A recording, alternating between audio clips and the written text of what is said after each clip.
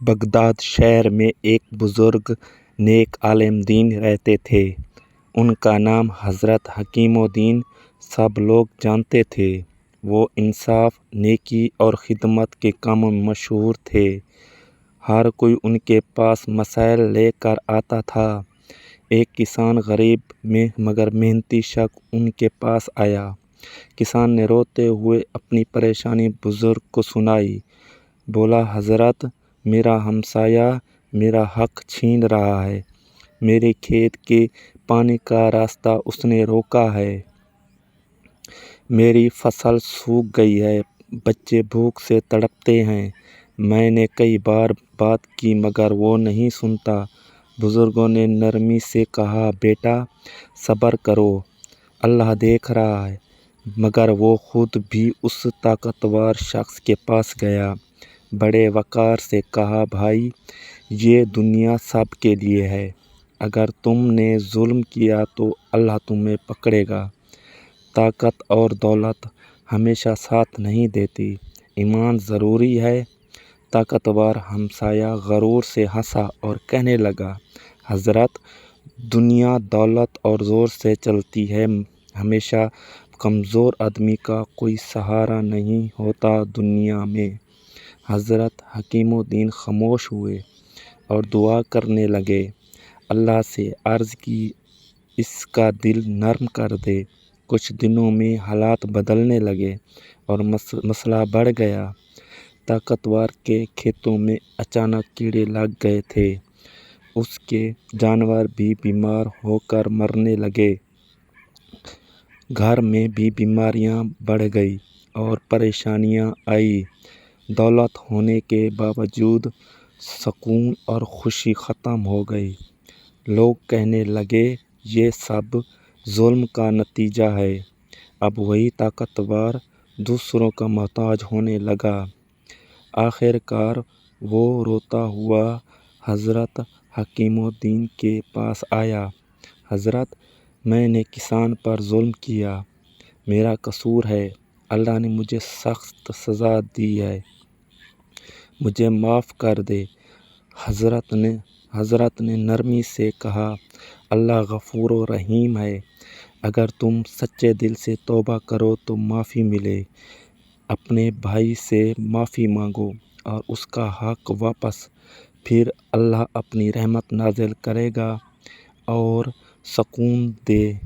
وہ شخص فوراً کسان کے گھر گیا اور کہا، بھائی، مجھے معاف کر دو، میں نے تمہیں ستایا، تمہاری پانی، تمہاری زمین سب تمہارا حق ہے۔ کسان نیک دل تھا، اس نے فوراً معاف کر دیا۔ دونوں نے مل کر نہر کو درست کیا اور بانٹا۔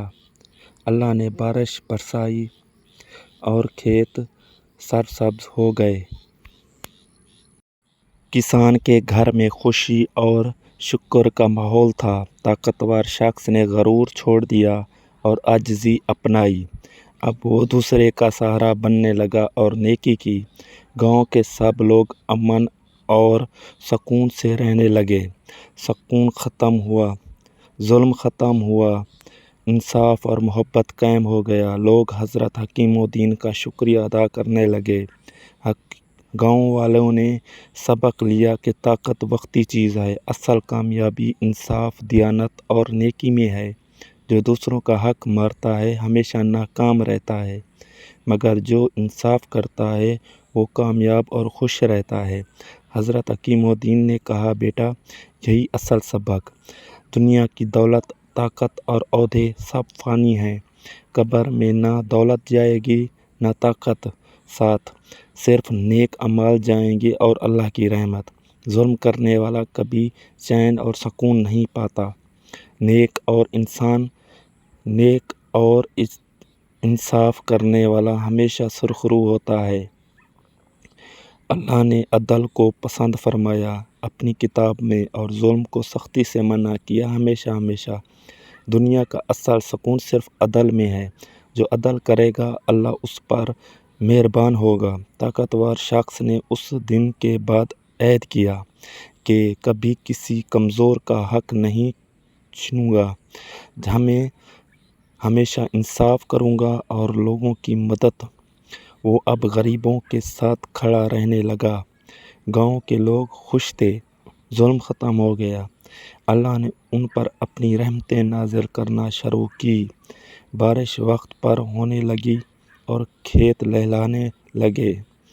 لوگ کے دلوں میں سکون اور بھائی چارہ پیدا ہوا۔ سب نے سمجھا کہ ظلم کا انجام ہمیشہ برا اور انصاف کا نتیجہ ہمیشہ اچھا اور کامیاب۔ کسان یوسف اب خوشحال زندگی گزارنے لگا۔ اس نے کہا، اللہ پر بھروسہ سب سے ضروری ہے۔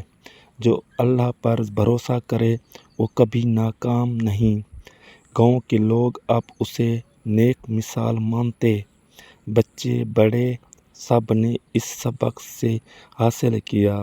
حضرت حکیم الدین کی نصیحت سب کے دلوں میں طاقت آرزی ہے۔ عدل اور نیک دامی ہے۔ دنیا فانی ہے، آخرت باقی اور اصل ہے۔ وہاں انصاف ہوگا، وہاں کوئی بچ نہیں سکتا۔ جو عدل کرے گا کامیاب ہوگا ہمیشہ ہمیشہ۔ ظلم وقتی ہے مگر انجام برا ہوتا ہے۔ انصاف دیر پائے اور سکون ہمیشہ دیتا ہے۔ غرور انسان کو تباہ کرتا ہے اور بربادی لاتا ہے۔ عاجزی انسان کو بلند کرتی ہے اور سکون دیتی ہے۔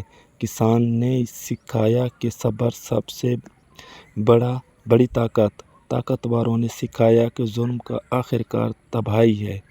حضرت حکیم الدین نے کہا، یہی اسلام کا سبق۔ عدل کرو، نیکی کرو، اللہ سب دیکھ رہا ہے اور اللہ کی پکڑ سے کوئی نہیں بچ سکتا۔ دنیا کی اصل طاقت ایمان اور انصاف ہے۔